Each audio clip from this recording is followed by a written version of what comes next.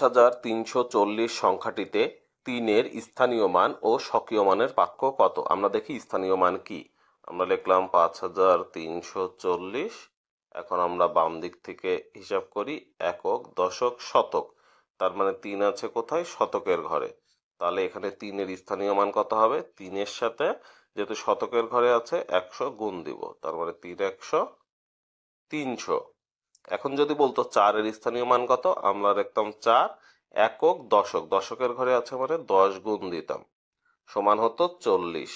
তাহলে এখন দেখি 5340 সংখ্যাটিতে 3-এর স্থানীয় মান ও স্বকীয় মানের পার্থক্য কত। তার মানে এখানে 3-এর স্থানীয় মান হচ্ছে 300, 300 বিয়োগ 3-এর স্বকীয় মান মানে 3-এর ফেস ভ্যালু কত, 3 দেখতে কেমন, 3ই 3।